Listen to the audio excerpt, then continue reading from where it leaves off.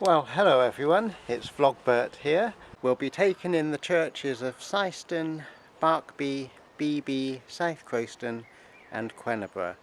5 churches within a 9.5 mile cycle route. There are more churches round here than you can shake a stick at. Why do people want to shake sticks at things anyway? Oh yes, and here's today's beast of burden that will be carrying me around Leicestershire. Well, here's the first church. This is Syston Church. It's the most ancient building in Syston, dating from about the 13th century, the original bit, the chancel, but the church as you see it now was mainly built around the 15th century. Syston, we think, is a derivative of 2 words meaning sight stone. Presumably it was just off the beaten track of the Fosse Way, which linked Cirencester or Corinium to Lincoln, Lindum, Colonia, and maybe Syston or Sightstone was a milepost on the way, but further than that we don't know too much about Syston. It really only took off in the Anglo-Saxon ages really. The Romans didn't have any settlement here themselves.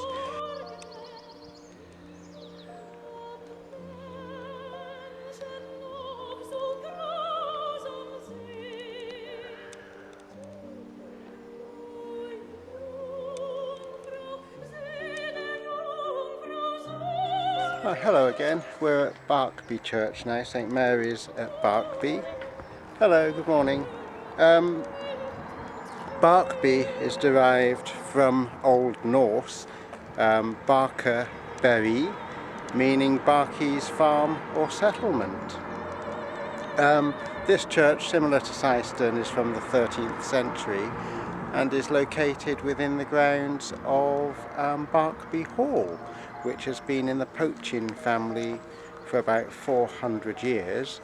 And I guess they would be typical of what we would now call the landed gentry. So anyway, it's a lovely little church, slightly off the beaten track.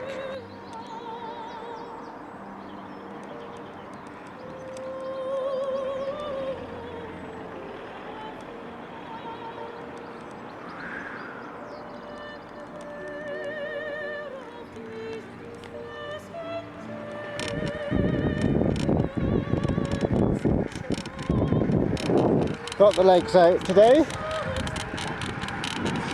Coming up to my favourite farmhouse right here. Lovely building.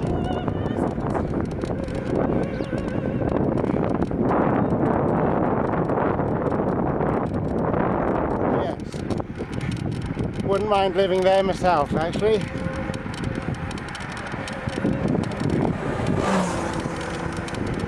Oh. This is lovely. Mr. Pheasant over there in the field. Anyway, better stop before I fall off again.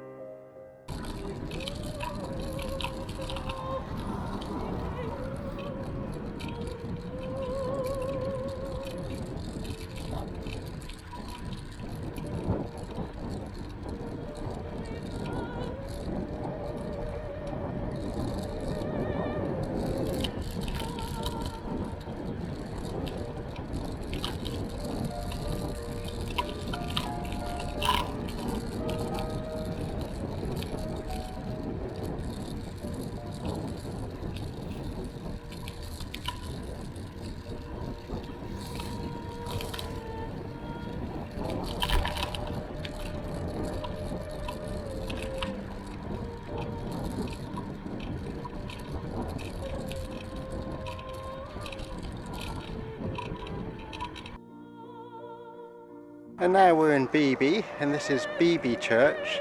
Beeby Church similarly is dated from the 13th century. and was further developed in the 15th century. Beeby itself, again, is derived from Old Norse. Bio means beer, bee, and beer means settlement, so presumably they had hives here and made honey. Where there's honey, there's money, I guess. Currently, the population is only about 100 here, and you wonder how such small hamlets can fund their churches. One of the things about this church is it doesn't have a spire, it has a sort of stump for a spire, and local legend has it that two brothers who were building the church and the spire, that they had a row and a fight on top of the tower, and they both fell off and died. I suspect the reality is more prosaic, that actually the village ran out of money, so couldn't afford the spire.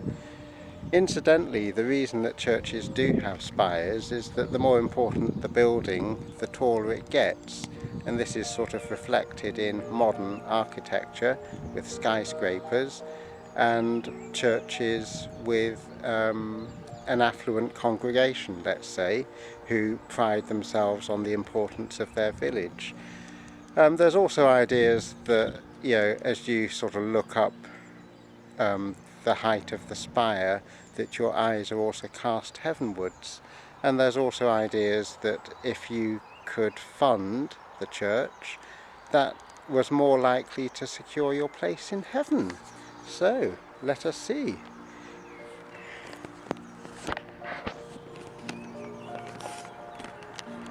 Okay, lovely building.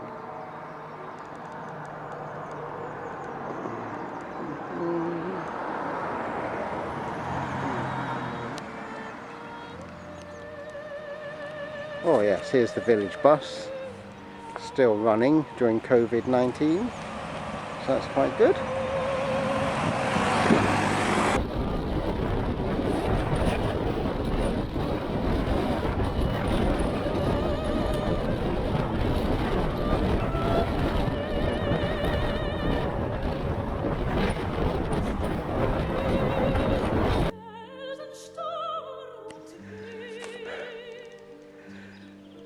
Well, this is South Croston Church, spelt South Croxton. Well, that's how it's phonetically how it looks, but the locals call it Croston. Again, this is a 13th century church. It slightly top trumps Beeby churches. It's got a stumpy little spire. It's quite, you'll notice I'm out of breath because I've just come up a hill, and this church is about 120 metres above sea level, and the bottom of the village is about 85 metres. So I've just had about 35 metres of vertical ascent to do, and it's puffed me out. Well, you can't have Easter without donkeys, so here's a little field of donkeys, or wonkies as we prefer to call them. 1, 2, 3, 4, 6, 7 wonkies and 1 horse. Anyway, very Easterish. Are they? There they are.